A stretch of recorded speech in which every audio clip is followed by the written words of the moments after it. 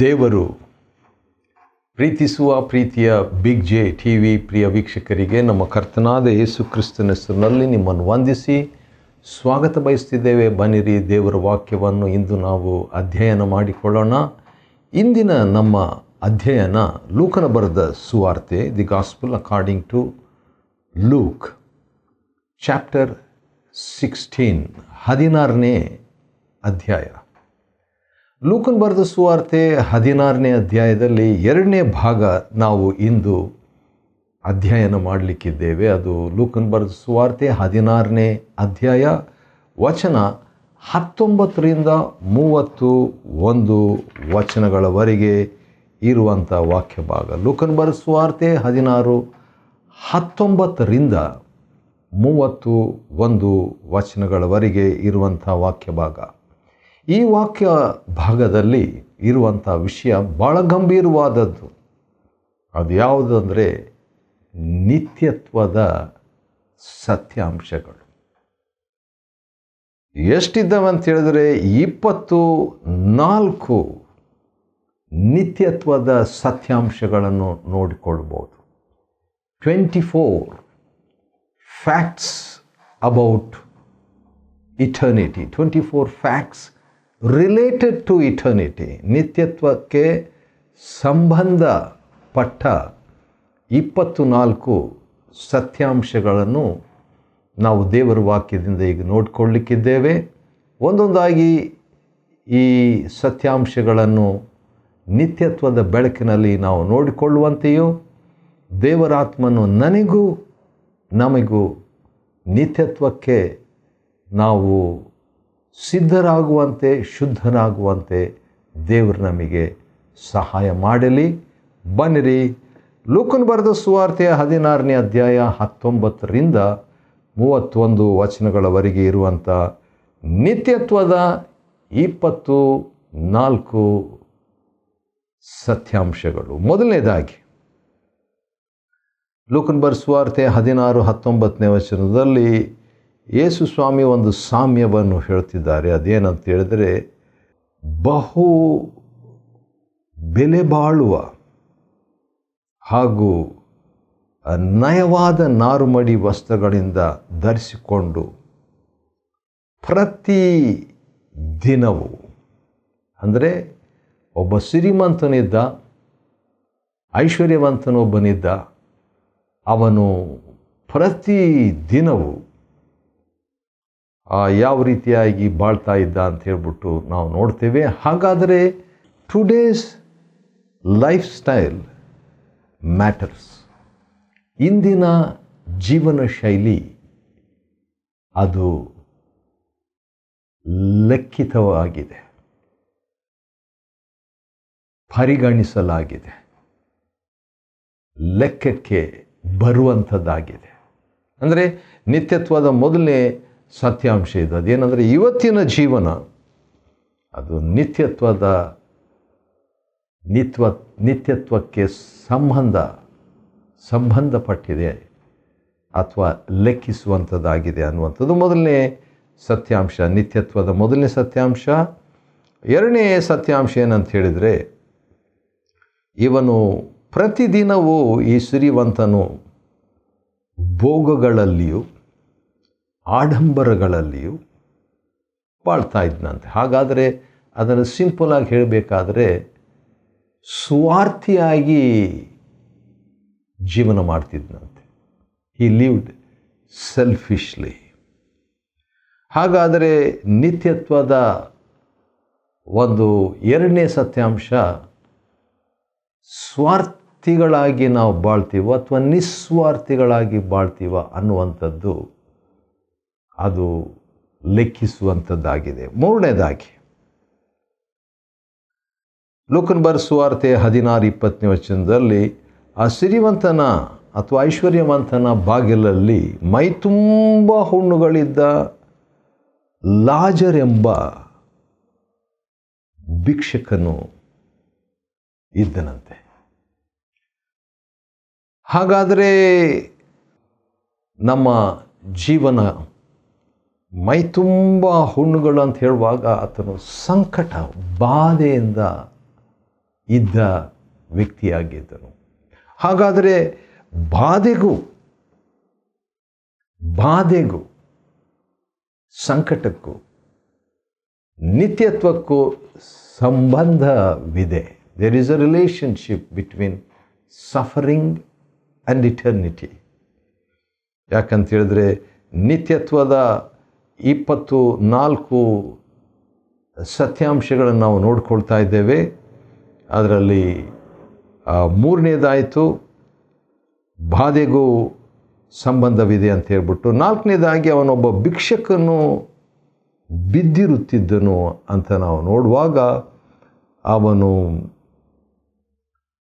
ಅವಶ್ಯಕತೆಯಲ್ಲಿ ಇದ್ದನಂತ ನಾವು ತಗೊಳ್ಳೋಣ. ಆದ ಕಾರಣ ಒಬ್ಬ ವ್ಯಕ್ತಿ ಅವಶ್ಯಕತೆಯಲ್ಲಿ ಇರುವಂಥದ್ದು ನಿತ್ಯತ್ವಕ್ಕೆ ಸಂಬಂಧಪಟ್ಟಿರುತ್ತದೆ. ಅದಕ್ಕೆ ನಮ್ಮ ಪ್ರತಿಕ್ರಿಯೆ ಏನು ಎಂಬುದು ಕೂಡ ಪ್ರಾಮುಖ್ಯ. ಆಮೇಲೆ ನಾವು ಅದರ ಬಗ್ಗೆ ನೋಡಲಿಕ್ಕಿದ್ದೇವೆ. 4ನೇದಾಗಿ ಅವಶ್ಯಕತೆಯಲ್ಲಿರುವಂಥದ್ದು ನಿತ್ಯತ್ವಕ್ಕೆ ಸಂಬಂಧಪಟ್ಟ ಸತ್ಯಾಂಶವಾಗಿದೆ. 5ನೇದಾಗಿ ಲೂಕನ ಬರೆದ ಸುವಾರ್ತೆ 16:21 ಸಿರಿವಂತನ ಮೇಜಿನಿಂದ ಬೀಳುವ ರೊಟ್ಟಿ ತುಂಡುಗಳನ್ನು ತಿನ್ನುವುದಕ್ಕೆ ಆ ಲಾಜರನಿಗೆ ಹಂಬಲಿಸ್ತಾ ಇದ್ದನಂತೆ. ಹಿ ವಾಸ್ ಹೆಲ್ಪ್ಲೆಸ್, ನಿಸ್ಸಹಾಯಕತನ, ಹಸಿವೆಯಿಂದ ಇದ್ದ. ಈ ಮಾತನ್ನು ನೋಡುವಾಗ ನನಗೆ ಏನು ನೆನಪು ಬರ್ತದೆ ಅಂತ ಹೇಳಿದರೆ, ಮತ್ತಾಯನ ಬರೆದ ಸುವಾರ್ತೆ 25ನೇ ಅಧ್ಯಾಯ 41-42 ಯೇಸು ಸ್ವಾಮಿ ನ್ಯಾಯ ತೀರ್ಪು ಹೇಗಿರ್ತದೆ ಎಂಬುದಾಗಿ ಒಂದು ಸ್ಯಾಂಪಲ್ ಕೊಟ್ಟಿದ್ದಾರೆ. ಆ ಸ್ಯಾಂಪಲ್ನಲ್ಲಿ ಶಾಪಗ್ರಸ್ತರೇ,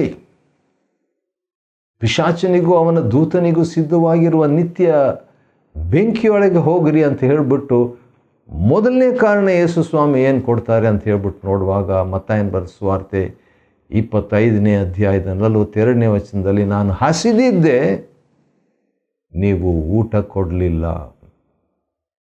ನಾನು ಹಸಿದಿದ್ದೆ, ನೀವು ಊಟ ಕೊಡಲಿಲ್ಲ. ಅವಾಗ ಸ್ವಾಮಿ ನೀನು ಯಾವಾಗ ಹಸಿದಿದ್ದೆ ಎಂಬಂಥ ಒಂದು ಎಕ್ಸ್ಪ್ಲನೇಷನ್ನು ಅವ್ರು ಕೇಳಿದಾಗ, ಈ ಚಿಕ್ಕವರಲ್ಲಿ ಅಥವಾ ಅವಶ್ಯಕತೆ ಇದ್ದಂಥವರಿಗೆ ನೀವು ಏನು ಮಾಡಿದರೂ ಅದು ನನಗೆ ಮಾಡಿದ್ದಾಯಿತು ಎಂಬ ಮಾತು ಬರ್ತದೆ. ಹೌದು, ನಾವು ಇಲ್ಲಿ ನೋಡುವಾಗ ಈ ಸಿರಿವಂತನು ಮತ್ತು ಲಾಜರನು ಇಬ್ಬರು ವಿಶ್ವಾಸಿಗಳೇ. ಅದನ್ನು ಕೂಡ ನಾನು ಅನಂತರ ರುಜುಪಡಿಸ್ತೇನೆ ನಿಮಗೋಸ್ಕರ. ಆದರೆ ಒಬ್ಬ ವಿಶ್ವಾಸಿ ಮತ್ತೊಬ್ಬ ವಿಶ್ವಾಸಿಗೆ ನೆರವಾಗಲಿಲ್ಲ, ಬೇಸಿಕ್ ಹಸಿವೆಯನ್ನು ನೀಡಲಿಲ್ಲ ಎಂಬುದಾಗಿ ನೋಡ್ತೇವೆ. 6ನೇದಾಗಿ ಒಂದು ದಿನ ಆ ಭಿಕ್ಷಕನು ಸತ್ತು ಹೋದನು. ಲೂಕ 16:22 ದೇವದೂತರು ಅವನನ್ನು ಬಂದು ಎತ್ಕೊಂಡು ಹೋದ್ರಂತೆ. ವಾವ್, ಎಂಥ ಟ್ರಾನ್ಸ್ಪೋರ್ಟೇಷನ್, ಎಂಥ ಒಂದು ವಾಹನ, ಎಂಥ ಒಂದು ಸಾರಿಗೆ. ಹೌದು, ಮರಣ ಕೂಡ ನಿತ್ಯತ್ವಕ್ಕೆ ಬಹಳ ಸಂಬಂಧಿಸಿದ್ದಾಗಿದೆ. Death is also connected to eternity.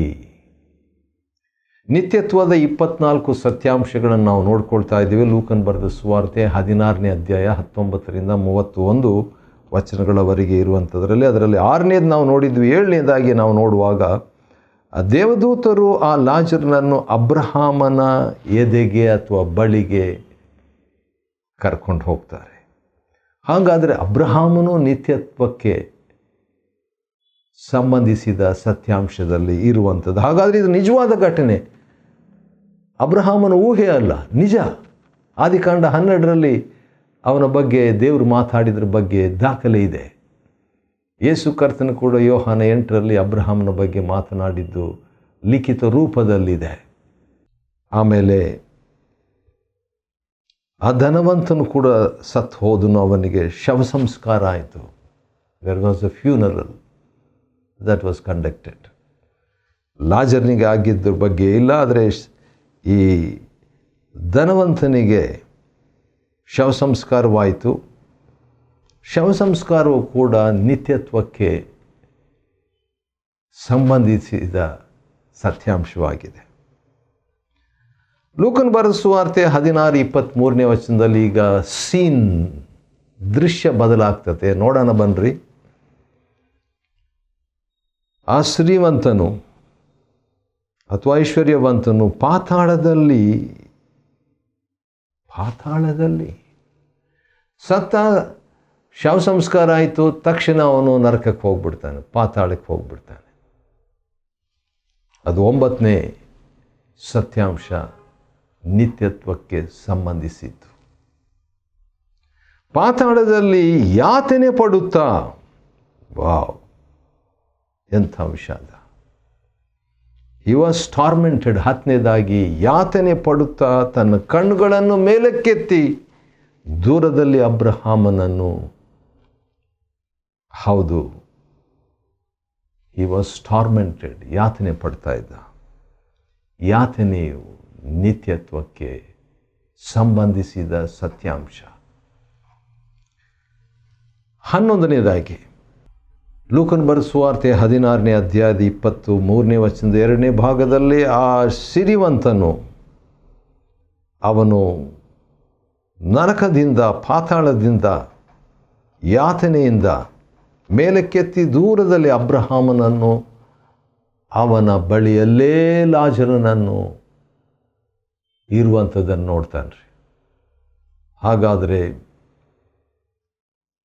ಲಾಜರನು ಅಬ್ರಹಾಮನನ್ನು ಕಾಣುವಂಥದ್ದು, ನರಕದಲ್ಲಿರುವಂಥವರು, ಹೌದು, ಪರಲೋಕದಲ್ಲಿರುವಂಥವ್ರನ್ನು ಕಾಣಬಹುದು ಎಂಬ ವಿಷಯ ಇಲ್ಲಿ ನಾವು ನೋಡ್ತೇವೆ. ಅದು ಕೂಡ ಒಂದು ಸತ್ಯಾಂಶ.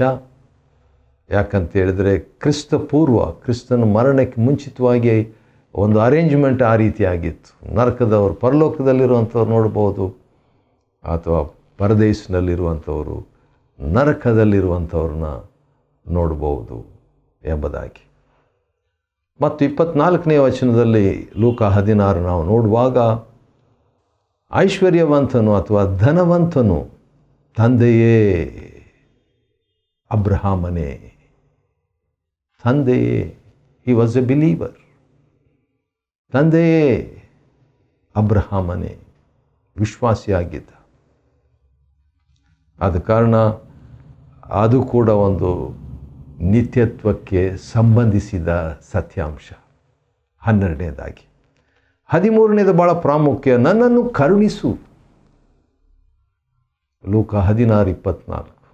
ಕರುಣೆ ನಿತ್ಯತ್ವಕ್ಕೆ ಸಂಬಂಧಿಸಿದ ಸತ್ಯಾಂಶಗಳಲ್ಲಿ ಭಾಳ ಮುಖ್ಯವಾದದ್ದು.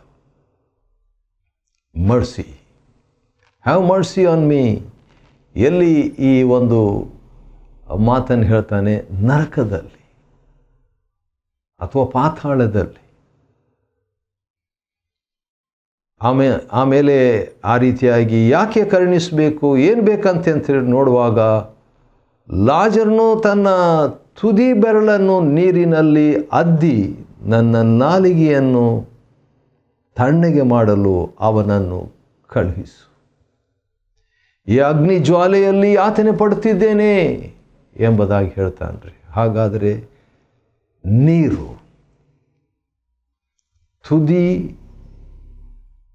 ತುದಿ ಬೆರಳಿನ ಹನಿ ನೀರು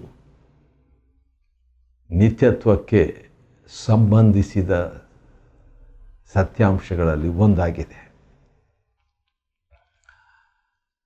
ಅವಾಗ ಅಬ್ರಹಾಮನು ಮಾತನಾಡೋದ್ರ ಬಗ್ಗೆ ನಾವು ನೋಡೋಣ ಏನು ಉತ್ತರ ಕೊಡ್ತಾ ಇದ್ದಾನೆ ಅಂತ ಹೇಳ್ಬಿಟ್ಟು, ಇಲ್ಲಿ ನರಕದಿಂದ ಒಂದು ಸಂಭಾಷಣೆ ಮತ್ತು ಸ್ವರ್ಗದಿಂದ ಅಥವಾ ಪರದೈಸ್ನಿಂದ ಅಬ್ರಹಾಮನು, ಲಾಜರು, ದೇವದೂತರು ಇತ್ಯಾದಿಗಳು ಅವರು ಅಲ್ಲಿಂದ ಕೂಡ ಮಾತುಕತೆ ನಡೀತಾ ಇದೆ. ಲೂಕನ ಬರೆದ ಸುವಾರ್ತೆ 16:25 ಆದರೆ ಅಬ್ರಹಾಮನು ಮಗನೇ ಹಾಗಾದರೆ ಅಬ್ರಹಾಮನು ಒಪ್ಪಿಕೊಳ್ತಾನೆ ಅವನು ವಿಶ್ವಾಸಿ ಅಂತ ಹೇಳ್ಬಿಟ್ಟು. ಸಿರಿವಂತನು, ಐಶ್ವರ್ಯವಂತನು, ವಿಶ್ವಾಸಿನೇ. ಮಗನೇ, ನೀನು ನಿನ್ನ ಜೀವಮಾನದಲ್ಲಿ ಒಳ್ಳೆಯವುಗಳನ್ನು ಹೊಂದಿದೆಯಲ್ಲ, ಲಾಜರನು ಕೆಟ್ಟವುಗಳನ್ನು ಅನುಭವಿಸಿದನು, ನೆನಪಿಗೆ ತಂದುಕೋ. ಹಾಗಾದರೆ ಅಬ್ರಹಾಮನ ಮಾತಿನ ತಾತ್ಪರ್ಯ ಏನಂತ ಹೇಳಿದರೆ, ಭೂಲೋಕದ ಜೀವನ ನೀವಿಬ್ಬರು ಹೇಗೆ ಜೀವಿಸಿದ್ದೀರಿ ಅದೇ ಇಲ್ಲಿ ಲೆಕ್ಕಕ್ಕೆ ಬರೋದು. Earthly life is related fact to eternity. ನಿತ್ಯತ್ವಕ್ಕೆ ಸಂಬಂಧಿಸಿದ ಸತ್ಯಾಂಶ ಭೂಲೋಕದ ಎಂಥ ಒಂದು ಜೀವನ ಮಾಡಿದ್ವಿ ಅಂತ ಹೇಳ್ಬಿಟ್ಟು. ಲೂಕನ ಬರೆದ ಸುವಾರ್ತೆ 16 ಮತ್ತು 25ನೇ ವಚನದ 2ನೇ ಭಾಗದಲ್ಲಿ ನೋಡುವಾಗ, ಈಗ ಅವನು ಅಂದರೆ ಲಾಜರನು ಆದರಣೆ ಹೊಂದುತ್ತಿದ್ದಾನೆ, ನೀನು ಯಾತನೆ ಪಡುತ್ತಿದ್ದಿ. 2 ರಿಸಲ್ಟ್ಸ್, 2 ಪರಿಣಾಮಗಳು ಅಥವಾ ಫಲಿತಾಂಶಗಳು. ಈ ಫಲಿತಾಂಶಗಳು ಕೂಡ ನಿತ್ಯತ್ವದ ಸತ್ಯಾಂಶಕ್ಕೆ ಸಂಬಂಧ. ಅನಂತರ ನಿಮಗೂ ನಮಗೂ ನಡುವೆ ಒಂದು ಡೊಂಗುರ ಅಥವಾ ದೊಡ್ಡ ಪ್ರಪಾತವಿದೆ ಎಂಬುದಾಗಿ ಲೂಕ 16:26.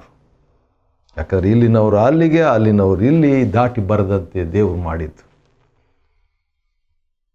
ಸರಿ, ಹಾಗಾದರೆ ಈಗ ಇನ್ನೊಂದು ವಿಷಯಕ್ಕೆ ಬರ್ತಾನೆ ಐಶ್ವರ್ಯವಂತನು. ಅವನೇನು ಹೇಳ್ತಾನೆ? ಲೂಕನ ಬರೆದ ಸುವಾರ್ತೆ 16:27ನೇ ವಚನದಲ್ಲಿ, ಅಪ್ಪ, ಹಾಗಾದರೆ ನೀನು ಲಾಜರನನ್ನು ನನ್ನ ತಂದೆ ಮನೆಗೆ ಕಳಿಸಬೇಕೆಂದು ನಾನು ಬೇಡಿಕೊಳ್ತೇನೆ. ನನಗೆ 5 ಮಂದಿ